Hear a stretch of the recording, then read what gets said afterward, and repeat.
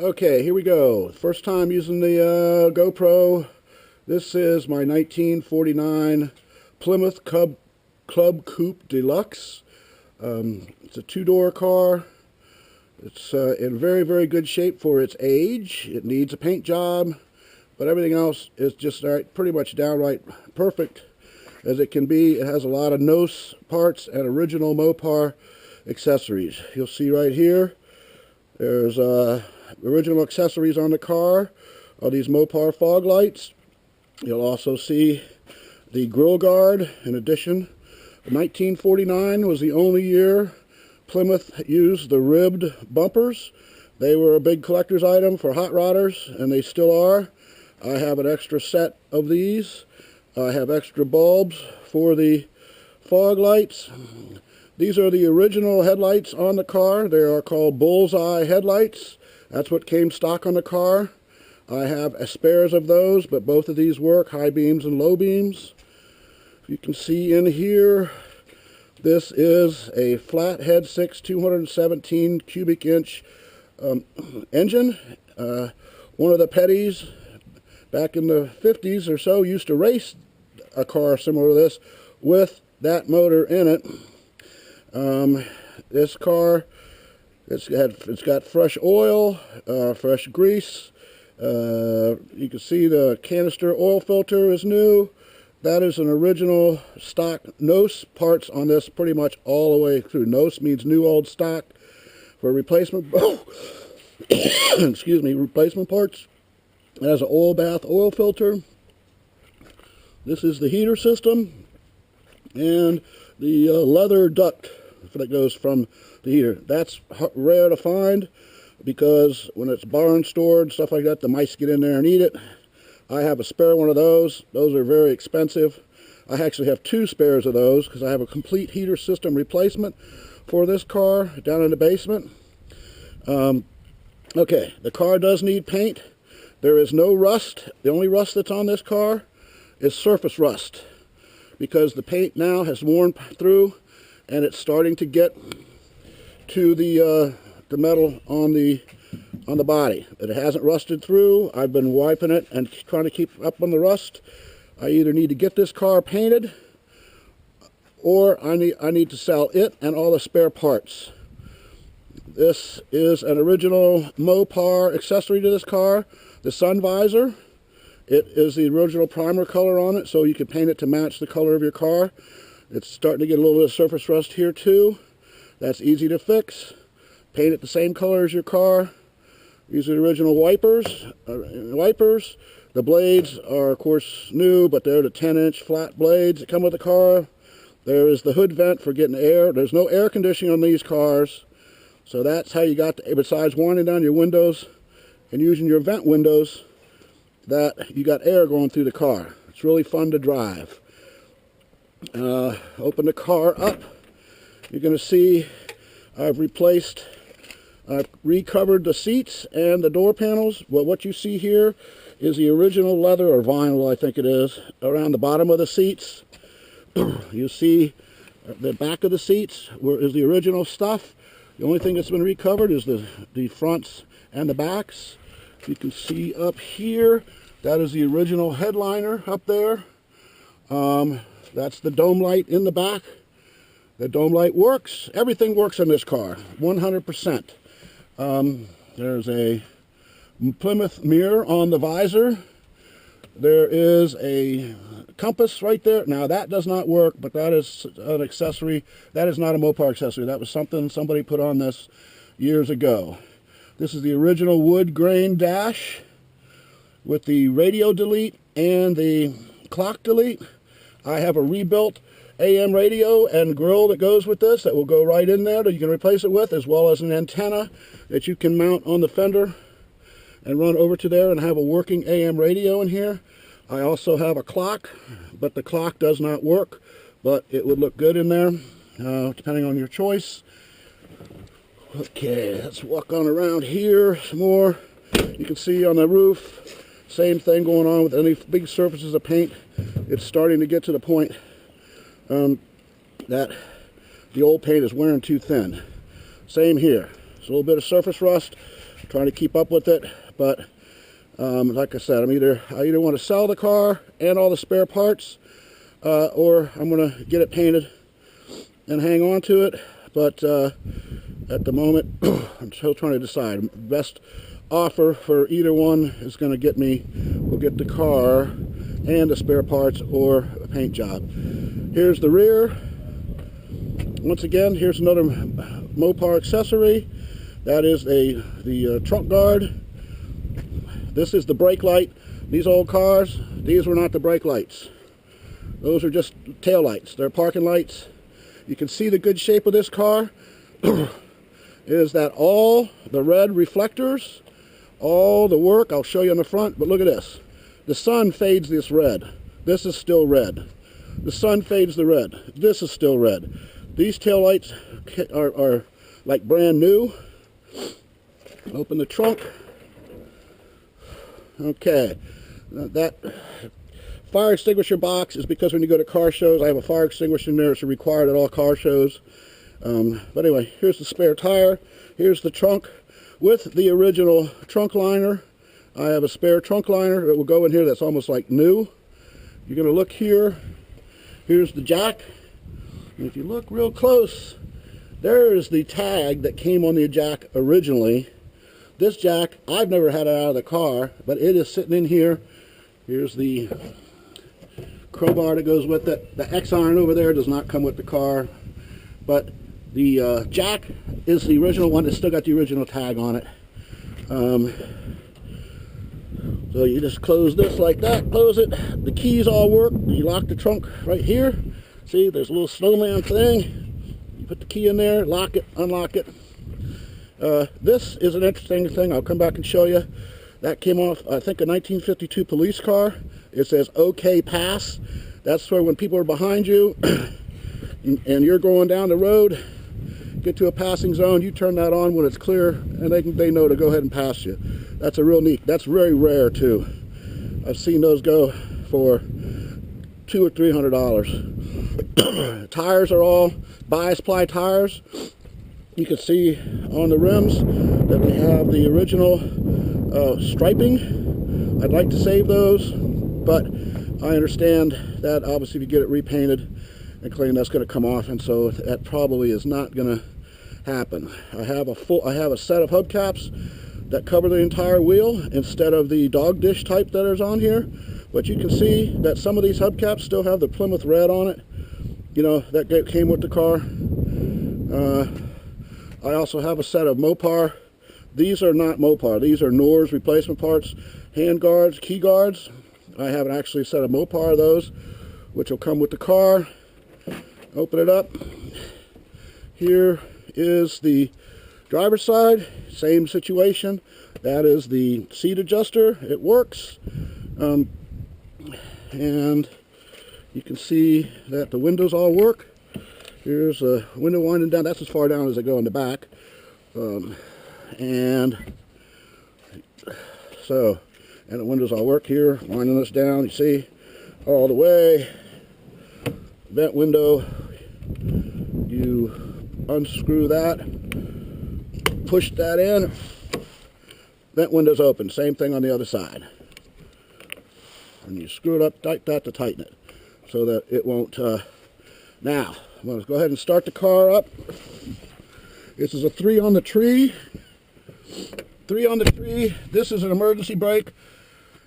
Emergency brakes in these cars did not do the best job in the world. So you need to put it in gear when you're on a hill because that will not hold it. And it's got a new pad on it and everything. They just were not that trustworthy. You can see the gauges on the car. It's got the panel lights, cigarette lighter, and a couple switches, which I'll show you what those do. I'm going to go ahead and start the car up. First time, every time, this car starts right up. You can hear that. Okay. Put it in neutral so I don't go shooting up into the garage. Let off the clutch. You can see. There's your temp gauge. Your car's just starting. It's got a 160 degree thermostat in it. When it gets up to 160, it keeps it at that. The heater adjustment's right here. Everything works great. Turn it on. There's the defroster. This is the heat. Heat blows through this car. It has got a great heater, let me tell you. This is the vacuum windshield wipers. It's not electric.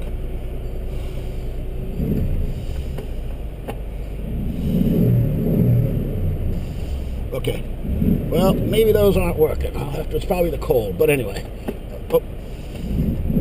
All right, so maybe those don't work. The vacuum pump sounds like it is. It's probably because it's cold. It's 24 degrees out here, but those aren't the best in the world anyway. But but you can see the gauges all work. Temperature gauge works. Charge guards. Look it's at 0 right now, but this thing, you turn on the headlights and the parking lights, you got it. Positive charge. Not discharging. Your speedometer, it works pretty close. Once you get up above 50 miles an hour, it's a little bit off. Temperature gauge works. Gas gauge works. Honestly, when the thing is full, it really only shows 3/4 of a tank or a little bit more, but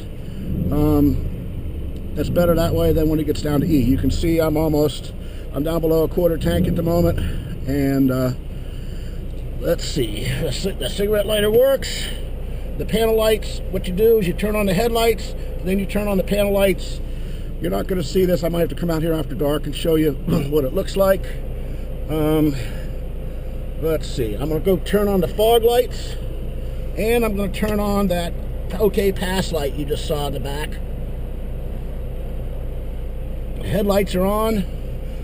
You're going to see. Okay, so let me get out of the car. Oh, the heater's working real good. This right here is a traffic light finder. It is a prism. This thing here is worth $300 or $400 itself. It is so, even though the visor has these little holes so you can see stoplights, what this does is actually reflects the stoplights, so that you can see whether it's red, green, or yellow at that point in time. So, okay. So I'm going to get out of the car now.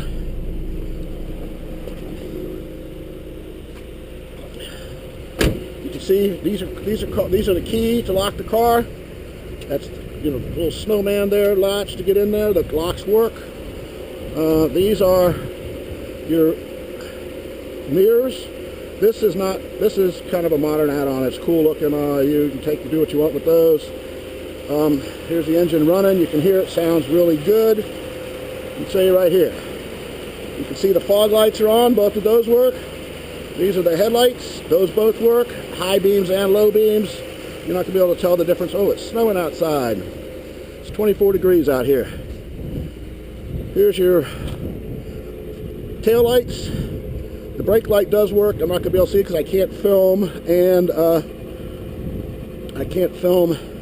and press the brake at the same time to show you. This is that OK pass light right there. You can see it. That you turn that on when somebody's coming up behind you and needs to get around you because you're in a little old car strolling down the highway. You can tell them to pass.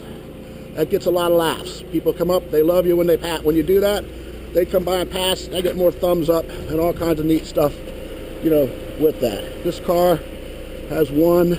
I'm going to turn off these lights. I'm going to turn on the parking lights just so you can see that the parking lights without the headlights on. When the headlights are on, the parking lights are not. Those are the parking lights right there, little white things. There and there. And you're going to see that the tail lights there. Okay, some of the things. These cars did not come with backup lights. So when you put it in reverse, there's no light coming on to show anybody that you're backing up. I have a set of those in all the spare parts, along with the switch that you hook up to the transmission, so when it goes in reverse, those lights will come on. You'll have to mount them. But to do that, I think you're going to need to drill into the body. But if you want to install them, you can. There also is no turn signals. That was not on these cars then, or it was an option. And you can see on the Steering column, that there is no turn signal. Anyway, that's my 1940, and you can see that block of wood there. That's because of what I told you about the emergency brake. When you're parking on a hill like I am here, you're going to need something like that, a chalk, to put that, because you can't trust it. And it's, so I'll close the hood. See, this is a cool look at. You can look at. I'm going to point out something on this car that everybody needs to notice because it shows you how good a shape this car was. Look at right here. You see all that red in there? This emblem, it's like the car's never been outside for a period of time. This thing's been garage kept for years, and it's just now starting to wear, the paint and stuff. There's no dents in the grille. Look at that. No dents in the stainless. There's a little bit of rust coming through here on the bumper, on the chrome. You might get that fixed. I'm going to touch that up with a little bit. Look at the stainless steel. Look at this is stainless steel. No dents. The running board. No dents. Stainless all the way around. No dents. No dings. See that? Look at this. Shiny. Okay? Same with the rear bumper. This accessory here, these are called curb feelers. Those are actually 1950 curb feelers. Those are antiques in and of themselves. This here is not one of those knockoffs. This is really from the 1950s also. That in itself is an antique. Okay? Everything on this car is period and either nose or the general type of accessory that they had on it. Once again, it's the bumper. A little bit of rust starting to come through in a couple spots on the chrome. But like I said, I have another set of bumpers. These were replaced at one point in time. They were re-chromed. The front and rear bumpers, which is probably why that's happening.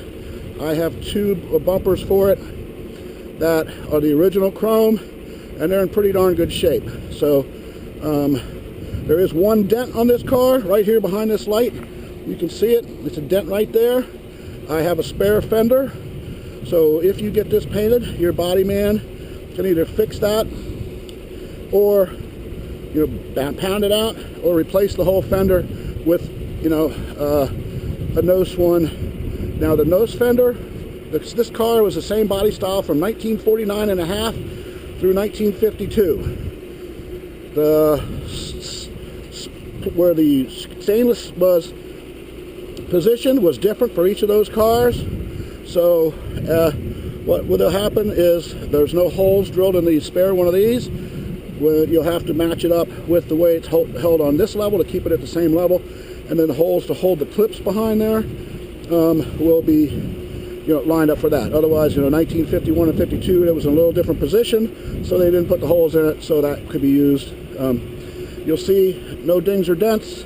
No dings or dents in the running boards. No dings or dents stainless here. No dings or dents in the stainless here. But now the hubcaps, they're in real good shape. There's a couple dings or dents here and there, but nothing real big. Let's see. Let me turn on the dome light so you can see that. Oh, there's the dome light. You can see that right there. Dome light's on. See, that works too. Turn it off. All right. It doesn't work with the door latch. You got to turn it on manually. That's what they did back in those days. Okay. Car shuts up good. Let me see. Let me take the key out. I'm going to show you how to lock it. There's two ways to lock this car. When you're inside, you push the handle forward. Car's locked. There's no button. You see there's no buttons here. See, unlocked. Put the key in. Lock it. Take the key out. Door's locked. Unlock it. Door opens. Trunk.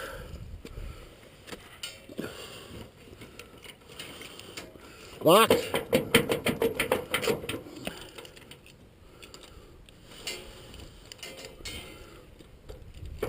Unlocked.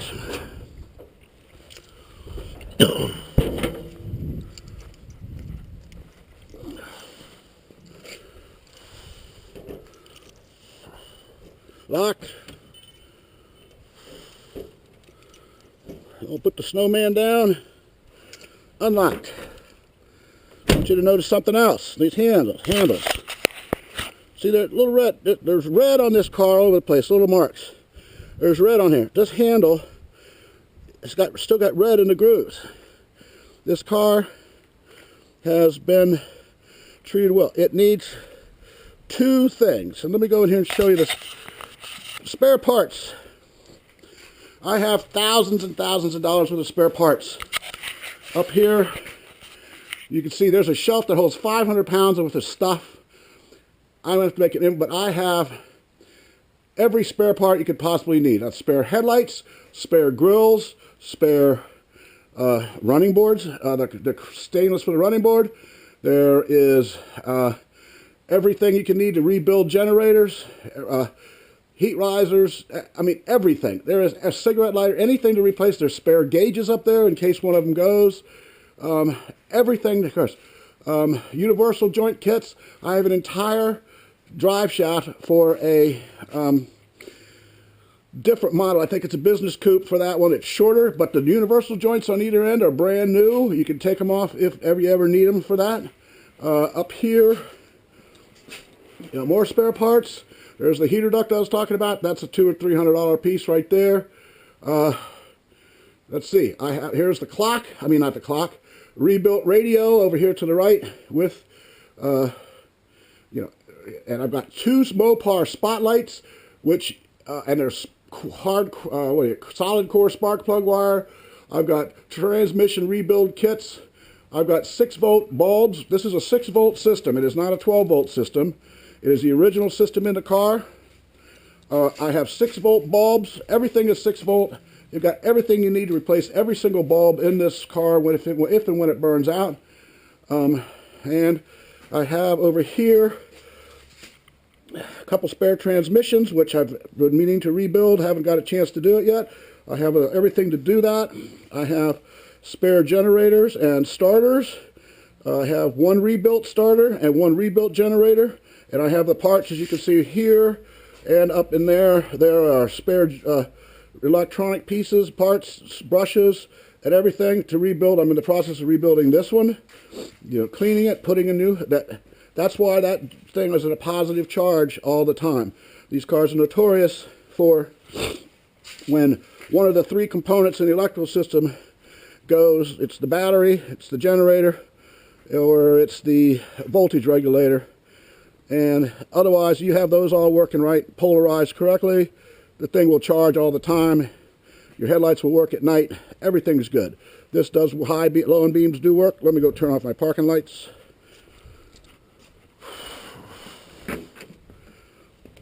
And the panel lights.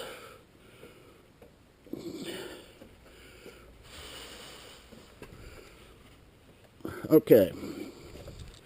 All right, that is my 1949 Plymouth Club Coupe. So you see it's a two-door. That's why they call it a Club Coupe. It's a deluxe. It is not a special deluxe. There's a slight difference between the two. Mostly special deluxe had some extra chrome on the rear wheel to stone guards. It had a different kind of connector from the water pump to the radiator. A few other odds and ends. So basically, that's my 1949 Plymouth. If you are interested in buying it, I'll sell it, the car, and all the spare parts that I have. Like I said, you're easily getting a car and the parts, $20,000 worth of stuff. I will sell it, with no hassle. $13,000 cash, everything. So if you're interested in it, get back to me, let me know. But do not, good offers. If you mean it, do it. Otherwise, let's not waste anybody's time. Okay, I've been totally honest with the car. Runs good. The radiator, everything's antifreeze, everything is good and fresh, new, and everything is. It's been greased back and front. It needs, only thing it needs is, and I have the spare part up there, is a new oil seal in the, around the transmission. You do not need to remove the transmission to put that in. You just need to get the car up on ramps, and you use this tool right here. You just run it up in there, and it'll take the old one out, force it out, and then you just feed the new one in and do it. I just haven't had time to get in there and do it, but you'll get this to go with it too. And I've got other things that will come with the car. I have an entire diagnostic unit over there that came from a garage in the 60s or 70s that was used for cars like this before the computer time. It is, I'll have to take a picture of that and show it to you. There's one of the bumpers right there, wrapped up. There's another bumper over there in the corner. Like I said. And here's the full wheel hubcaps that I've got. And there underneath it is the, the trunk cover or pad. But anyway, thank you for looking. Hope good luck, and let me know. Also, I may want to get it painted, but if I get it painted, then the price is going to go up if and when I sell it, because obviously that's going to take. So now's your time to get a car. You can afford to get a decent paint job on it. This is all it's going to need. Like I said. Anyway, thank you.